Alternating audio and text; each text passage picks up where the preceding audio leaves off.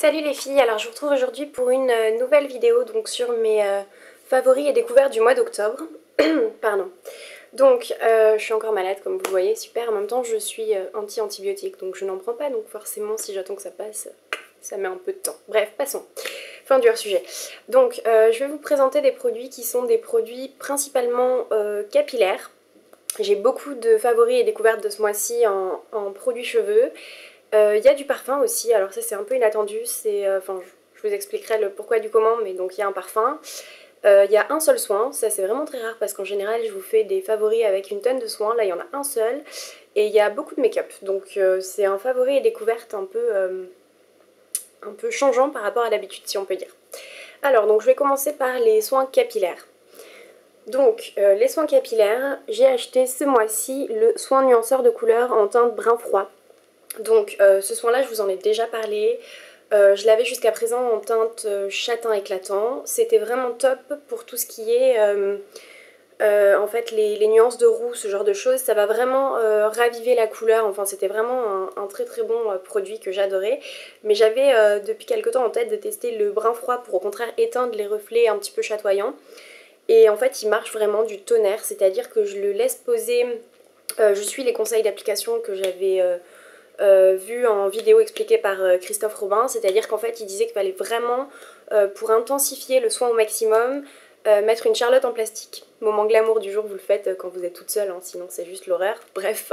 Donc avec une charlotte en plastique et par-dessus une serviette chaude en fait, donc vous avez mis sur le radiateur ou que vous avez préalablement mouillé à l'eau chaude tout simplement et essoré bien sûr pour pas vous retrouver avec un linge complètement trempé sur la tête.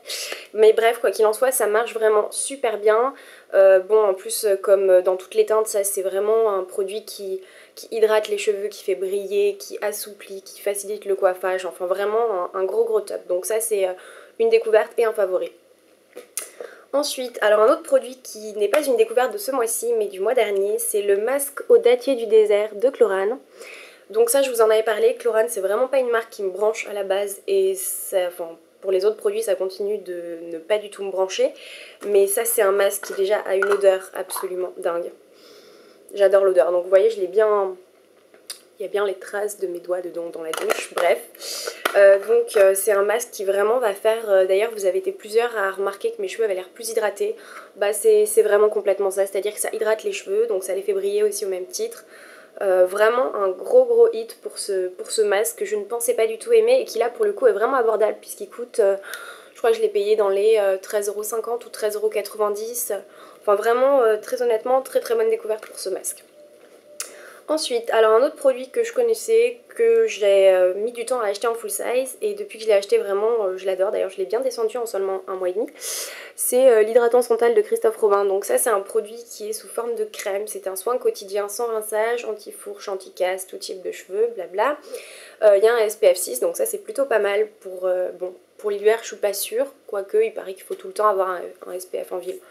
Mais du moins pour l'automne, je suis pas certaine que ce soit vraiment intéressant, mais pour l'été ça peut être pas mal, bref.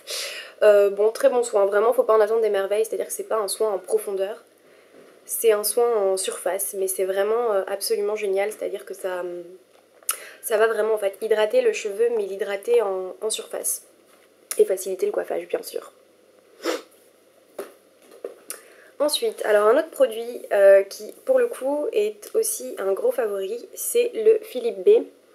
pH Restorative, donc ça en fait c'est un vinaigre de rinçage, donc par contre je préviens ça contient du silicone, donc si vous êtes anti-silicone j'ai un peu fait un écart à mon régime no silicone avec ce produit là, mais c'est vraiment un produit qui est top.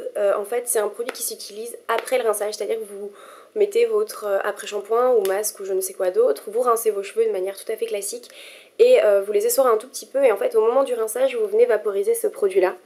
Et je trouve vraiment avoir vu clairement une différence. Donc alors est-ce que c'est dû aussi au fait que j'utilise ce masque là en alternance, au combo des deux ou l'un ou l'autre, je pourrais pas vraiment vous dire. Faudrait pour ça que j'arrête d'utiliser l'un ou l'autre pour vraiment me rendre compte. Mais j'ai vraiment l'impression que c'est très efficace. Je me dis que vu que c'est un vinaigre c'est assez volatile donc le silicone ne doit pas vraiment s'accrocher trop aux cheveux. Mais vraiment très bonne surprise pour ce produit Philippe B, donc ça c'est vraiment un favori. Ensuite, alors ça c'est une découverte. Parce que ça fait quelques temps que je voulais le tester, tout le monde en parle plus ou moins. J'avais jamais eu l'occasion, enfin ça fait plusieurs semaines qu'il me trottait dans la tête, mais c'est vrai que je m'étais jamais arrêtée pour l'acheter. Et là je sais pas, hier je me suis dit il faut absolument que j'aille acheter ce produit là. Donc c'est le shampoing sec, pardon, je vais y arriver, Dark et Brunette de chez Baptiste. Donc ça en fait c'est un shampoing qui est coloré, c'est-à-dire qu'en fait ça va être, bon là c'est pour les brunes, donc en l'occurrence il va être foncé. Et en fait ça fait pas des traces blanches comme peuvent le faire d'autres shampoings secs, type celui que j'aime beaucoup, le Chlorane, qui fait quand même des belles traces blanches et qu'on a bien intérêt à bien enlever après parce que sinon c'est vraiment pas beau. Bref, donc je l'ai testé qu'une seule fois, donc ça c'est vraiment plus une découverte qu'un favori, je peux pas vraiment vous en dire plus pour l'instant. A priori j'en étais très contente, je l'ai testé hier soir avant de sortir et c'est vraiment pas mal. Il y a aussi le volume qui me tente pas mal, donc je pense que si celui-ci me plaît, je pense que je tenterai le volume, d'autant plus que c'est pas des shampoings qui se coûtent très très cher, puisque chez Monoprix vous les trouvez à 5,45 €. Donc ma foi c'est plutôt raisonnable en termes de prix, donc j'attends de vous en dire un peu plus. Ensuite, alors le seul produit soin de la vidéo, qui est et une découverte et un favori, c'est le sérum Hydraluron. Donc ça on ne le trouve que chez Boots en Angleterre pour la somme de je crois 24,90 ou 25 livres, enfin quelque chose comme ça. C'est un produit en fait qui est à l'acide hyaluronique, il n'y a pas de silicone dedans bien sûr, sinon je l'utiliserai pas. Donc c'est un produit qui est vraiment à première impression, parce que vraiment je ne l'ai pas testé assez pour pouvoir vous le dire, c'est plus une découverte encore une fois qu'un favori, mais j'ai commencé à le tester. En fait apparemment c'est l'acide hyaluronique va permettre de retenir l'eau à l'intérieur de la peau et donc d'avoir une hydratation permanente assurée. En caricaturant un peu la chose, ça ne remplace absolument pas une crème hydratante, c'est-à-dire qu'il faut vraiment que vous l'utilisiez à la place de votre sérum traitant ou avant votre sérum, et vous mettez donc la crème hydratante ou le sérum par-dessus, mais ça remplace pas une crème hydratante, vous portez pas ça tout seul quoi. Donc moi en l'occurrence je l'utilise avec l'émulsion écologique de Sisley que j'avais dans mon placard et qu'il fallait que je termine, donc comme ça je fais d'une pierre deux coups et pour l'instant ma peau s'en porte pas trop mal, donc je vous en dirai plus dans quelques temps encore une fois. Ensuite, alors on passe au make-up. Donc le make-up, la crème teintée Luminizing de chez Jouer Cosmetics. Donc celle-ci je l'aime vraiment beaucoup, donc c'est une découverte. Je sais pas, enfin je peux pas vraiment vous dire que c'est un favori parce que je l'ai pas encore porté assez. D'autant plus que je trouve que c'est pas vraiment assez couvrant pour en ce moment pour ma peau, puisque j'ai quelques petits soucis de peau que je souhaite cacher, donc je trouve que c'est pas suffisant, ou alors il faut que je la mette par-dessus un autre produit, donc c'est un peu compliqué. Donc ça pareil, je vous en dirai un petit peu plus, c'est plus une découverte du mois, mais ma foi ça tient quand même ses promesses parce que c'est quand même un bon produit, donc je pense qu'a priori je vous en reparlerai dans quelques temps. Ensuite, alors toujours niveau teint, donc ça cette fois-ci c'est un produit que j'ai acheté il y a très peu de temps mais que je n'arrête pas de porter depuis qu'il est acheté, c'est le Silk Creme Foundation de Laura Mercier. Donc en fait c'est un produit teint dans la même gamme que la crème teintée que j'aime tant, sauf qu'il est beaucoup plus couvrant. Mais alors par contre quand je dis beaucoup plus couvrant, c'est vraiment, je dirais que c'est une couvrance moyenne à forte, mais pour le coup c'est vraiment couvrant, c'est-à-dire que j'en mets une noisette pour tout mon visage. Faut vraiment en mettre très peu. Pour l'instant je tâtonne un petit peu pour l'application, j'ai testé le Beauty Blender, je trouve que ça fait pas si naturel que ça, enfin pas autant que je l'aurais souhaité du moins. J'ai testé le Sigma F80, c'est beaucoup mieux j'ai l'impression, mais c'est pas encore ça, c'est-à-dire que là je le porte aujourd'hui et bon c'est beaucoup plus couvrant que d'habitude, en même temps je l'ai acheté un peu pour ça, donc on va dire mais c'est vraiment pas ce qu'elle veut celle-là. Donc je voulais de la couvrance mais pas une couvrance qui fait un effet plâtré tout simplement quoi, une couvrance naturelle, enfin comme tout le monde je pense. Bon, c'est un bon produit, c'est pour l'instant une découverte, pas un favori, mais j'attends puisqu'on m'a dit que une personne qui l'a m'a dit qu'elle l'appliquait avec le Stippling Brush, il me semble, de chez Real Techniques, et je voulais le commander sur le site de The Beautist, mais pour l'instant il est sold out, donc j'attends un petit peu, mais apparemment c'est le meilleur moyen qu'elle ait trouvé pour l'appliquer en ayant testé Beauty Blender et autres pinceaux, donc je vous en dirai un petit peu plus. Ensuite, alors au niveau du make-up de produits dont je vous ai parlé, la base Pro Primer de NARS, bon je reviens pas 10 ans là-dessus, c'est un très bon produit, c'est une base pour les paupières, il fait son job, il est vraiment bien. Et ensuite le Brow Perfector de chez NARS, je le tiens à l'envers, c'est génial. Donc voilà, donc ça c'est la teinte Caucase que j'ai. Bon je vous en ai parlé, je vous le montre à chaque fois pardon, dans mes vidéos. Très bon produit, vraiment j'aime beaucoup. Donc je vais pas revenir non plus là-dessus. Encore du make-up, le fard à paupières Yamal de chez NARS, qui est l'un de mes seuls fards à paupières et que j'utilise vraiment énormément. C'est-à-dire que quand je me maquille les yeux, ben, c'est forcément avec cette petite chose-là, donc je l'aime beaucoup, vraiment super produit. Et toujours de chez NARS, décidément ce mois-ci c'est un peu carton plein pour NARS. Le blush douceur en poudre. Qui est vraiment super joli, c'est-à-dire qu'il est, il est un tout petit peu plus foncé que le Penny Lane.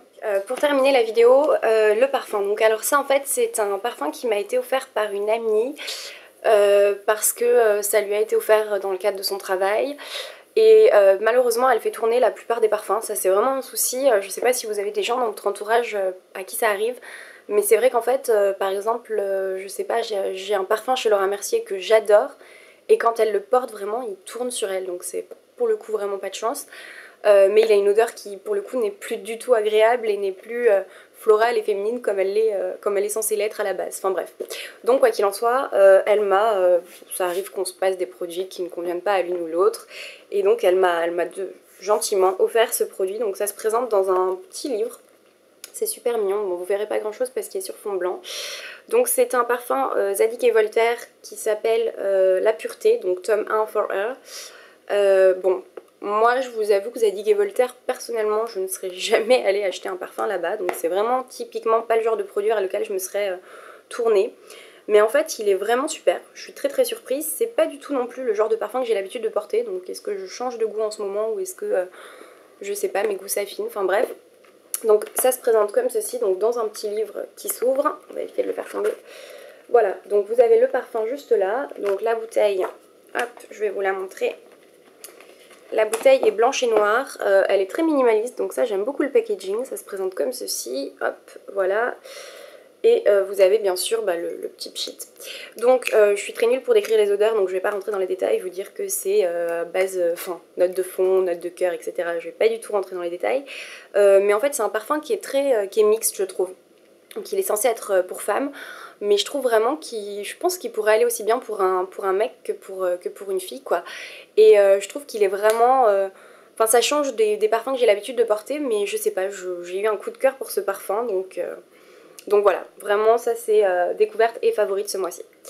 Voilà, donc j'espère que cette vidéo vous a plu, c'est un peu bazar, j'ai un petit peu de mal à parler aussi parce que j'ai fait la fête hier soir, donc voilà. Donc du coup j'espère vraiment que la vidéo vous a plu et je vous dis à très bientôt dans une prochaine vidéo. Salut les filles!